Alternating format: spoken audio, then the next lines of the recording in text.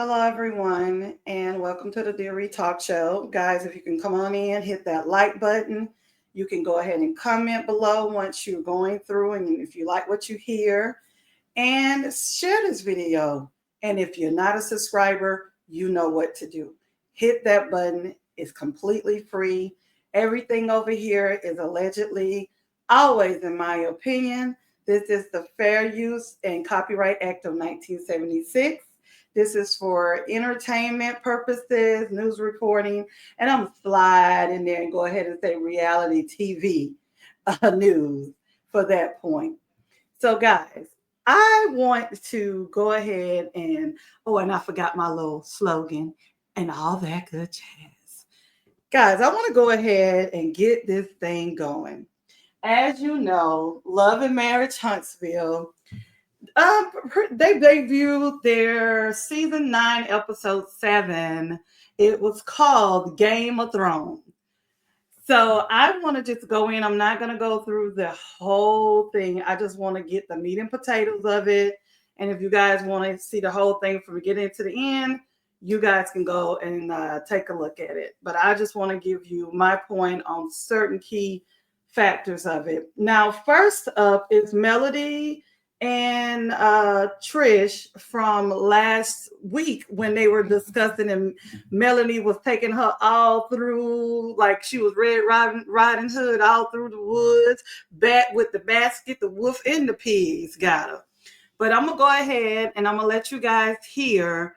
I'm going to play it on my phone, and this is Trish and Melody when the scene from last week on episode 6, season 9.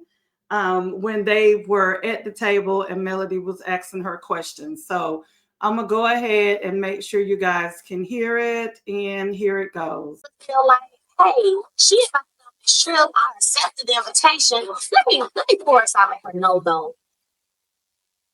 Did you hear this? This ain't that. No. Yeah, I said, dang it, I should have said something because now that he said something made weird. And he got weird. I called you a liar in your face. What was weird to me was your friends throwing you under the bus at a big dinner table with people you've never been around, some people you've never even met before. Now that was weird. That's not something I would want my friends to do. You know, I think that her friends should have maybe pulled her to the side. Wait, girl, you told me this, but you told me that. Wait a minute. But they literally brought it to an entire dinner table. At this point, maybe they wanted to get a reaction from me. Maybe they thought they'd get a reaction and have a moment because that's what it's given. Okay. Well, you know what? We're in 2024. Make sure you tell the truth. Yeah. Mel says that we're good, and whatever happened between Martell and I, it really don't matter. But if it didn't, you wouldn't give me the questionnaire. You wouldn't have been trying to figure out timeline. Because to me, when someone tells me something about my soon-to-be ex-husband, I'm like, I don't care. Ain't gonna do me. Hey, that's between you and him. Hopefully, as you continue, to just... Okay, hold on a minute, Trish. I am getting sick and tired of you. You act like you have lockjaw when you be in front of Mel or anyone else. But every time you sit in your confessional, oh, baby, them muscles come out and you're like, oh, well, I wouldn't be doing this. Why you just didn't tell Mel that to her face? And I don't want to hear what Carlos has to say, because Carlos was telling Destiny and Dustin and the other lady when he was on there, oh, you're going to see what Trish has to say at the reunion and you're going to understand it. I don't care what she say. I'm going by what she doing now and whatever, because Trish lies so much. She lies so much. There is no alleged. You don't know if she's coming or going. That's the problem with people who lie like they telling the truth. You never know when you're getting the truth of the lie. So at the end of the day, you gonna make your own interpretation of it. So moving on from that point, Martell shows up to Chris and Nell Fletcher's new property. You remember Chris was talking to Marceau last episode about he was opening up his own realty spot in North Huntsville. And, the crazy part is the place that he's opening is where he's went for years as he was growing up to get his haircut. It's an old barber shop. Martell and Nell Fletcher, they both grew up on the north side as well. So it's pretty much bittersweet. It's a lot of remodeling has to be done, but it was bittersweet. But I want you guys to hear some of this crazy foolishness that Martell was stating. And I just, like I said, I just really want you guys to hear it. Let me go ahead and, share my screen, because this is some hot mess. I don't even know what Martell be thinking of when he opened his mouth. But here it goes.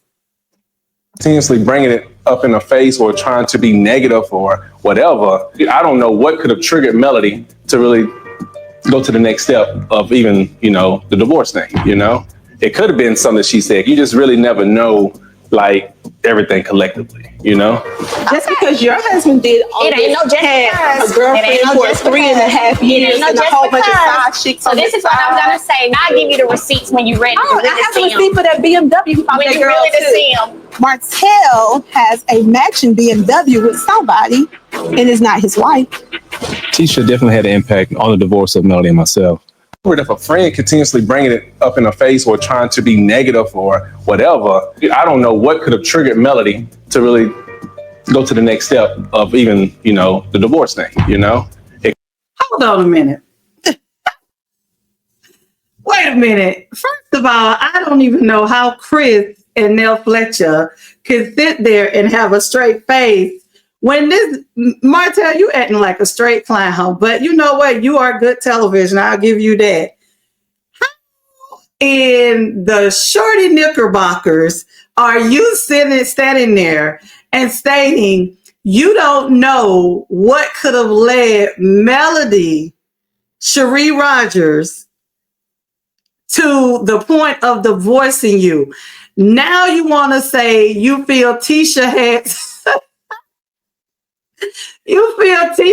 something to do with that Martell, and not that you was running around here slanging and banging and doing your thing. That don't have nothing to do with it.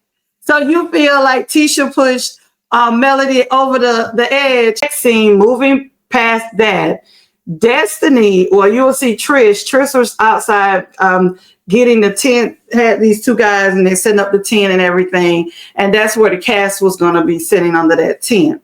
So she was getting that set up. She went inside, the door bell rang or not, and that was Destiny.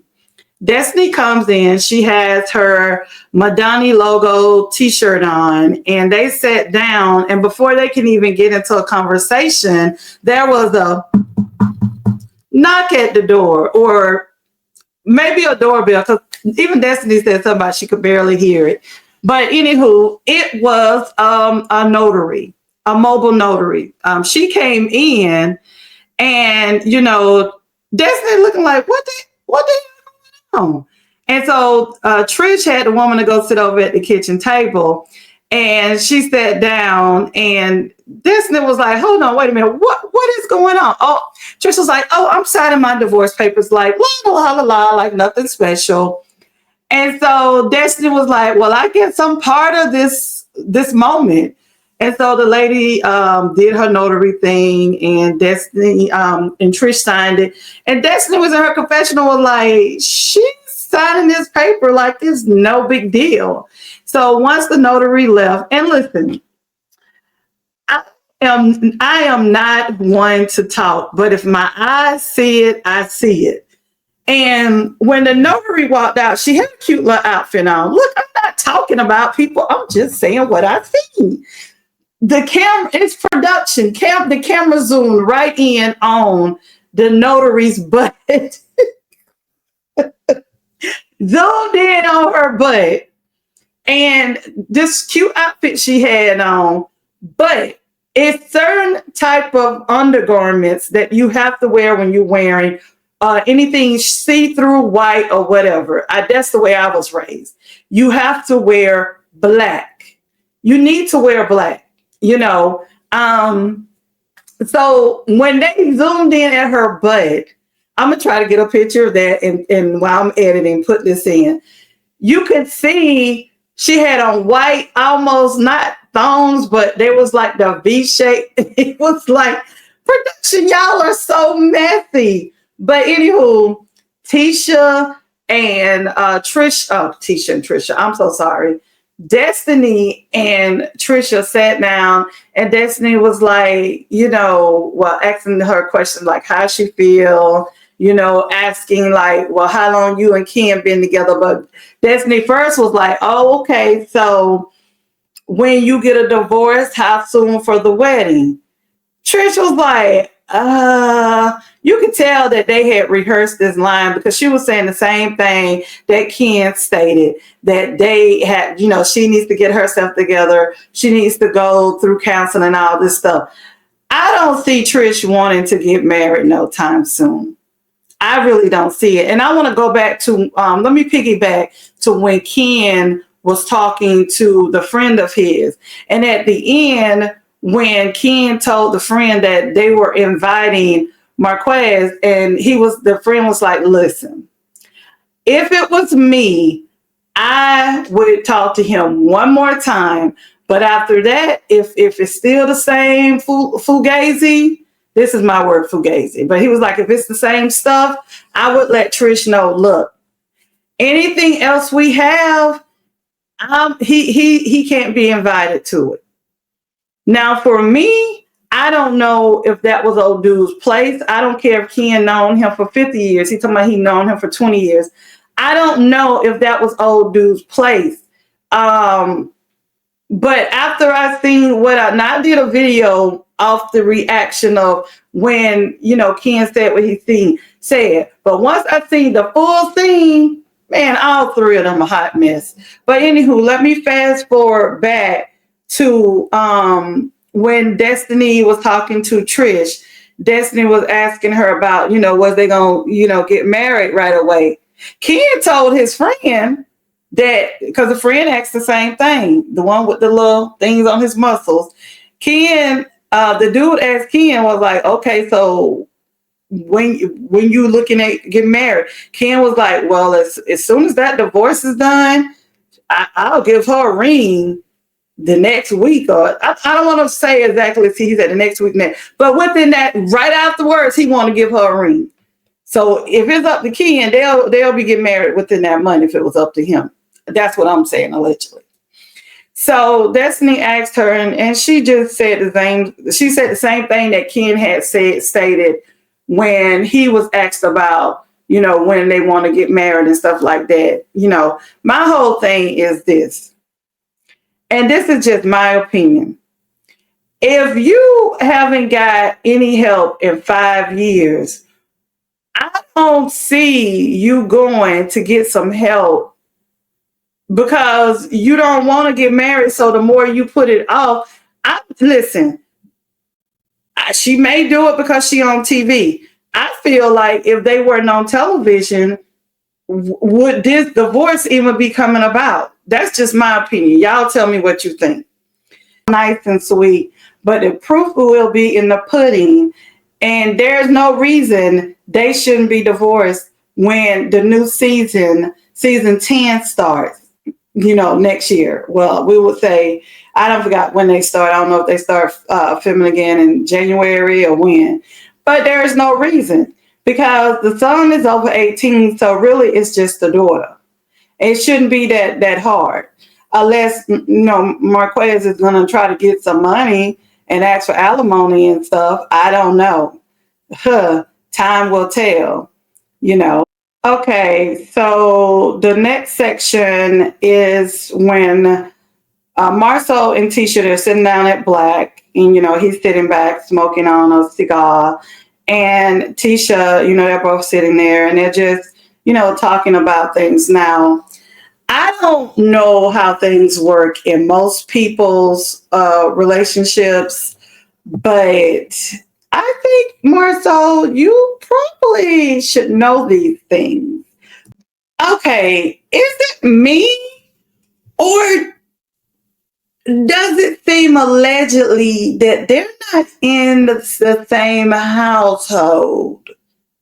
allegedly.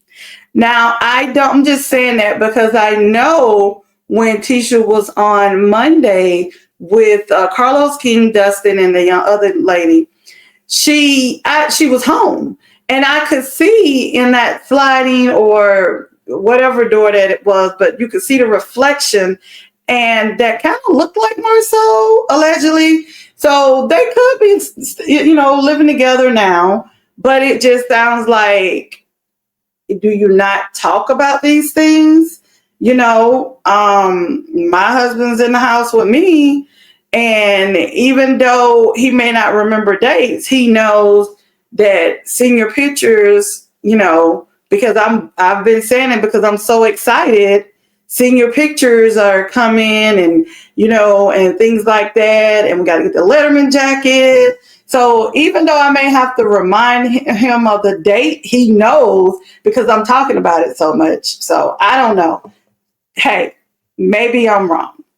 Maybe I'm wrong. So yeah, let's just keep this thing moving.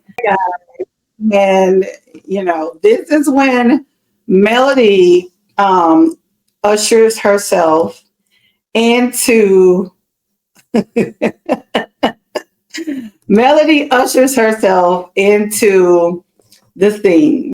Okay, so this is when Marcel, Tisha, and Mel joins them sitting down at Black. Okay, so in this scene with Tisha, Marcel, and Melody, Melody comes in and she's, talking with Tisha and Marcel about how they agreed to, try to stay on the same page and, just be on the same page and don't fall into any traps of he say, she say. So Melody was like, okay, and I'm paraphrasing that. That's not exactly what they said. She said, but Melody wanted to, she said, she's here because she received a text from Martell. And when she said that, they just all fell back. Now, before I get to this part, when Tisha and Marcel was sitting down at Black before Melody came, like I was saying, Tisha was talking to Marcel about senior pictures and all those things, and I felt like he should have known something. But anywho, when Marcel told Tisha that Melody was stopping by, Tisha kind of like had this not a crazy look, but it was just a look of, okay, you just telling me this now. That's the type of look I took it as. And Marcel, I feel that first you are wrong. First of all, this is just my feeling, but if it was me, I would prefer for Melody to call me or to text me.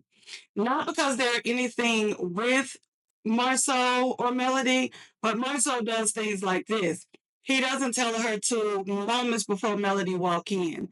And anybody, it doesn't matter if it's her Maurice or anyone. You just need to give a person a heads up, not in the next 10 seconds or 30 minutes or whatever. Let the person know. So anywho, sorry about that, guys. My voice is straining from my allergies. Melody began to tell them that she received a text, and in the text, Martell stated that Tisha and Marcel was talking about her real bad when they had the at the field when they were at the Field Destinies field day thing. And so they're looking like, okay. And Tisha was just smiling, laughing because she was like, you could tell she already knew what was up. So Melody, and so Marcel was like, okay, so what did you say to him? And Melody was like, I didn't say anything to him. So Melody went on and picked her phone up and began to read. Now, I don't know if the other text was about, because she said we don't text anything unless it's about the kids. So with iPhone, you guys know if it's iPhone, the iPhone is blue, and if it's Android, it's green for the responder. So Melody was in the blue, and so I seen two other texts and then other one. I mean, she could have easily been stating like, "Don't text me." Um, unless it's about the kids. She could have been saying anything, but you may want to watch that when you state, Melody, that you didn't respond to him, because some people will make a mountain out of a molehill. So anywho, moving on, and so they just started like, Melody was like, "Look, when we were going through it, I didn't say anything. I let y'all, it was a one-sided conversation. I let you guys make your own judgment based on what he was stating. And now I see that that was probably not the right way to go." I think she said something like that, but don't, it's loosely dilated or paraphrased in my word. Anywho, so they just, began to talk and, realized that Martell is a hot mess on a summer's day with no wind blowing through them shorts, but he's a hot mess. And so they're just really beginning to put, two and two together. For me, this still doesn't mean that they're all kumbaya. That's what I'm feeling. Because regardless of what Martell sent to Melody, um, the Scots have had their sayings, what they've had to say about Melody. And so Melody asked Marcel, like, "Did you say anything about me?" He was like, "No, I didn't say nothing." The teacher was like, "Yeah, you said that one thing." And Marcel was like, "Yeah, I said the, he was like, if he called and asked if what if he called and asked if I'm messing with you?" But we all know that that's not what he said, what Marcel stated, but it wasn't still bad. But, but that was it with that for me. So moving on. So Melody was like, "Didn't you give him some work or something?" Say he loaned him some money and got, ooh, baby. Martell finna be hot. Martell finna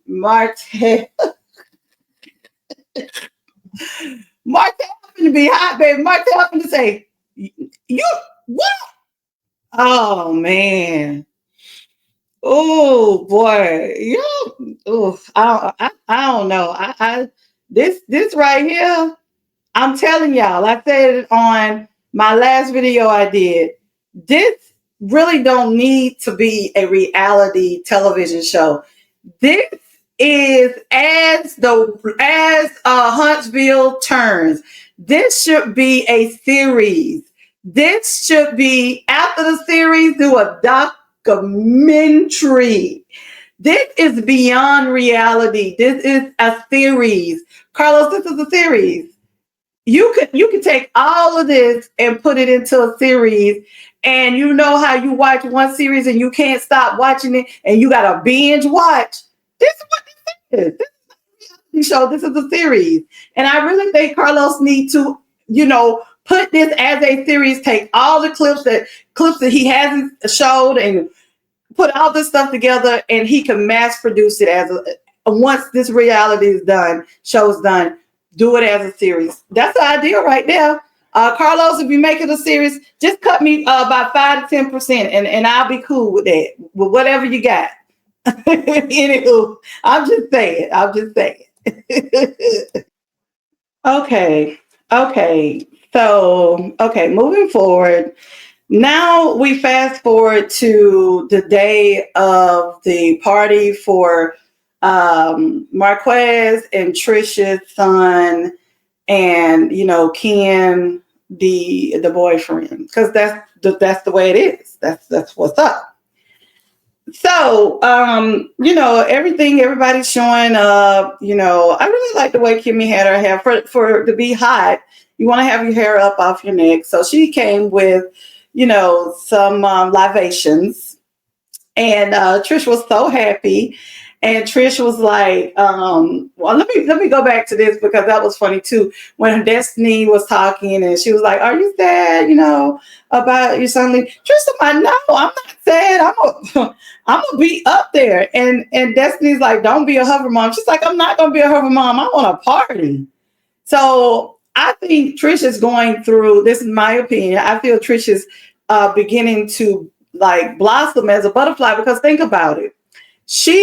Her and Marquez was together young. They had, the children. So when you do things so young, sometimes you miss out, and then you want to go and you want to live that way. But Trish, you can't live that at your son's college because you his mama. It's other places to have fun, drink, and be merry. You know. So she said she wanted to go party. I don't know what Ken gonna be. Is Ken gonna be there at the party too? But we don't know. I digress. But anywho, so everybody starts to pour in, and Chris and Nell Fletcher, they come, and Chris had me laughing. Chris was getting his plate, doing his, he likes to dance, and he had his plate rubbing his stomach. That's right, Chris. I like the food too, baby. And so, everyone was coming in and pouring in. So where we're going to start at this part is where Marquez, and I'm not sure if that was his cousin or whoever, because I know Trish stated that some of his family was supposed to come, but I'm quite sure a lot of people don't want to be on television. But I think based on some of the people that I did see, when you hear Marquez speaking and everything, which is super duper awkward. But I could tell some of those people were Trish family because the daughter looks exactly like two of the people at the table. Their facial structure. So I could tell, and I think some of the other people were Ken's family as well that was sitting over there. But he had his homeboys and everything there. It's really awkward. For me, Marquez, you got to get it together. You really do. I don't know if you were just nervous, but and I know production was just making it look a certain way, but the parts that they do have, you look awkward. You look like you don't fit in, and you didn't have to come in with, like Debo or somebody, these my kids, but you could have walked in with a lot more confidence. Like, hey, how everyone doing? And if somebody asks you who you are, oh, my name's Marquez. I'm the kid's dad. I'm their father. But no, you walked in, hello everyone, I'm the father, stuff like that. That's hella awkward. And I'm just saying, if you're going to be in those type of settings and you want to be in those type of settings, I don't feel, Ken, this is a reason to stop him from coming, because what you got to remember, Ken, and what you got to understand is that regardless of a divorce or not, these are this man's kids. They did not come out your sack. These are his kids. So even though Trish and him will be divorced, he's going to always be in their life, and there's nothing Trish can do about that. When they have grandchildren, those are going to be his grandchildren. You can marry her if she marries you, but that doesn't mean that those are biologically your grandchildren. Because I'm going to tell you what, it's a lot of people, because how do you know that the son's wife, girlfriend will like you, Ken? Because you can get married, in all theory, yes, you become a grandparent, but that can come and go. But the way you operate, you'll probably be there forever because you know. But let me keep going on, because boy, you're a hot mess. Back up, Ken. Ken, my boy, let me go ahead and drop you down by 17 notches. You're not the reason why. You're not the reason why, baby. You're not. I just want to go ahead and help you with that. The problem is that you have not been put in your place because God, rest his soul, the young lady that you're helping, you with that child, and now with this child. I promise you, any other dude, you wouldn't be feeling that cocky, my boy. You would not be feeling that cocky. So go ahead and pump your brakes and drop it down about 16, 17 notches and realize that you are not the reason why. Okay? He's feeling that way because reality is sinking into him that he has missed out on a whole lot. So just go ahead and pump your brakes. Great toast. Great toast, Marquez. But really, our wives talking, having a conversation with Maurice, and they're like in a little circle. You got Chris Fletcher on Marquez's left. You have Nell Fletcher's son in the front. Him and Destiny. That was what I forgot to tell y'all. Him and Destiny showed up together, baby. Yeah. They showed up together. And you have Maurice on the right. And they're looking at him because they're not sure what he's about to say to them. I understand where Marquez is coming because he's nervous and everything. I'm not going to give him too much flack because I understand and I understand what he's going through. I understand that. Marquez is being honest. He's low key, but he's not really low key. He's really triggered because when you've went with someone for so long, and I understand you're like, oh, he left it. I mean, you rarely see a lot of high school sweethearts stay together. And if they do, sometimes they break up and they come back together. So, I'm not saying just like let him run wild with it, but let's cut him a little slack because at the end of the day, it'll have been different if they got a divorce and they moved their separate ways. And I'm not stating that he didn't have his own people that he dealt with. But the way that, and now we know some of the things he was stating was true because, Ken and Trish was fumbling all over their words at when, what's her name? Oh God, what is her name? Kimmy. When Kimmy had that tasting and everything before they went on the girls' trip. So this is what, before Maurice talks, this is what I'm stating. He is being transparent. He's, even though he being his feelings, he's being transparent. And I want to say, and I know Chris is just joking, but Chris, the one thing that Black men have to get out of and understand, and not only just Black men, Black women too, it doesn't matter that you know the person or not. I meet people all the time. And if I meet people, and if the spirit tell me to say something to them, I do. Because you never know what you say to someone can change their lives, good way or a bad way. So that's why you have to be careful what you say to someone in a bad way, because it can change their life, or in a good way. But the thing about it is, I feel you don't have to know him. He's giving you like a little bit of information about him, about the situation, and just go off your dome, go off your head as being a man. As a man, you should be able to talk to him and say, look, Maurice was able to do it. Maurice was able to do it, because I think Maurice do know a little bit more. I don't know what Chris knows, but I do know Maurice has talked to Kimmy and was talking about the Trish situation and everything. But I still think, regardless if you know a person or not, you can look at it as a man. Like, let's say I meet somebody, I don't know nothing about them on the streets, and they stop and they talk to me. They just look at me. Like, I had this one young lady, my husband and I was walking into the store, and I seen her, and I just got someone walked past your peripheral, and I seen her, and the spirit said, turn around and go back. And God, Lord knows I did. I turned right around and went back. And I said, you okay? Because the spirit just stopped me in my tracks. And I said, you're okay? And she just broke down, didn't know me from Adam, broke down and just started crying in my arms. So yes, we have to be cautious of who we give our energy to, but sometimes you just have to step outside of yourself. And that's all I'm saying. So my head, if no one can understand besides Maurice, because Maurice had his situation with Kawa, if no one understands, you should most definitely understand the situation you have going on with your daughter Lexi. You should understand.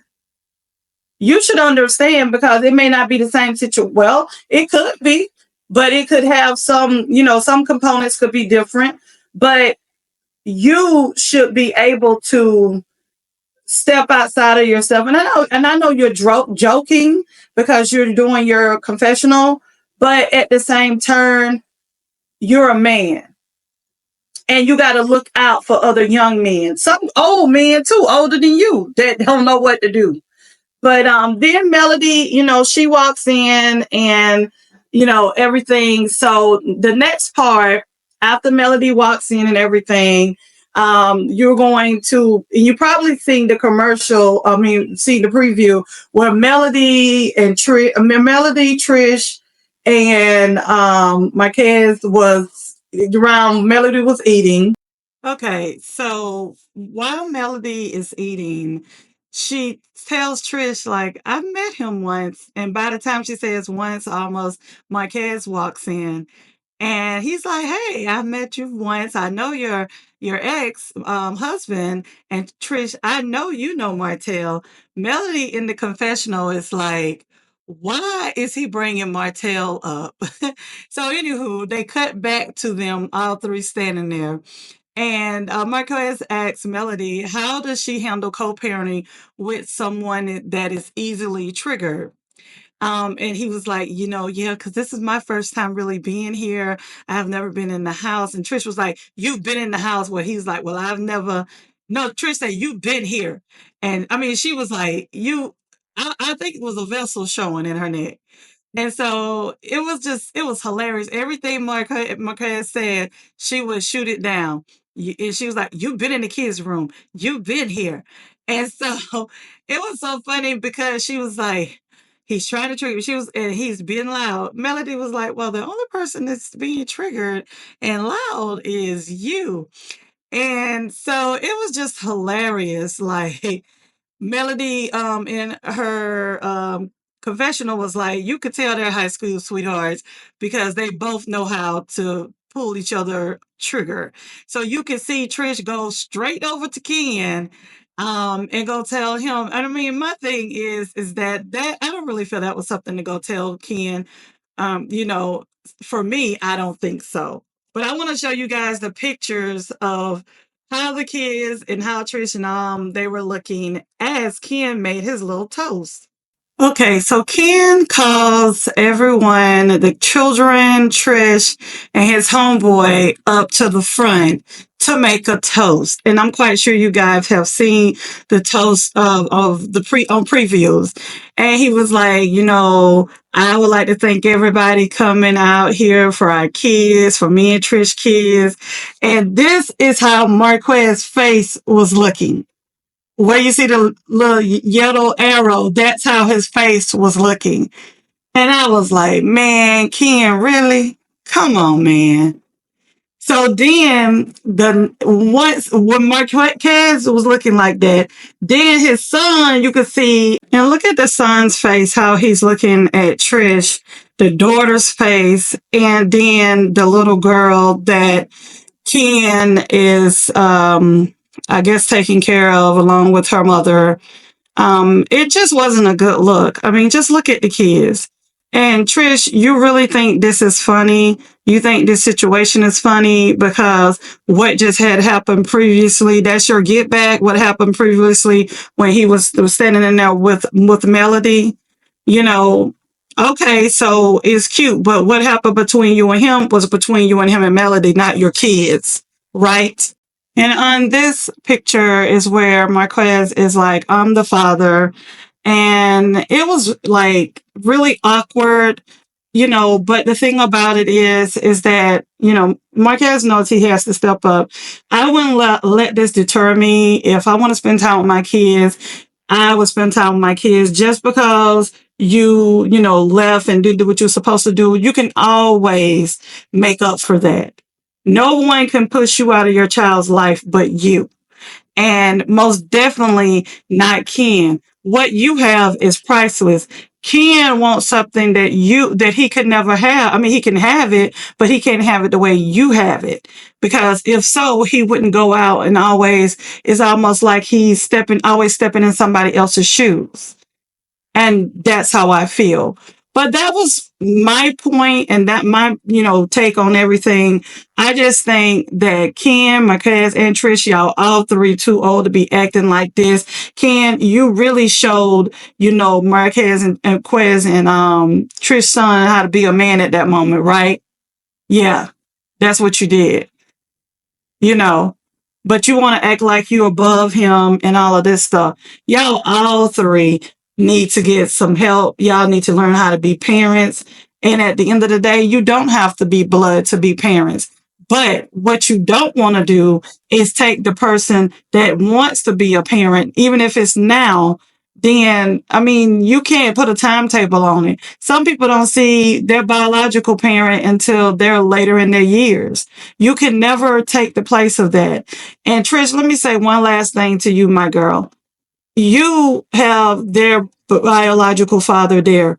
What if one day something happens that they got to go visit their father in the upper room, like where they lay him to rest? So be grateful that he's still here with us. So, and that's all I have to say, because at the end of the day, they're going to do what they want to do as the Huntsville turns. I'm out. Hit that like button. I want to say thank you guys for listening to my video. I'm a little tired. I'm sorry. Listening to the video. If you're not a subscriber, please subscribe. I love you all, guys. I'm sorry that this review was late, but I was busy and I'm so sorry, because I tried to do it on Sunday and then I had to take it down. But anywho, peace and soul. Mwah. Love you guys.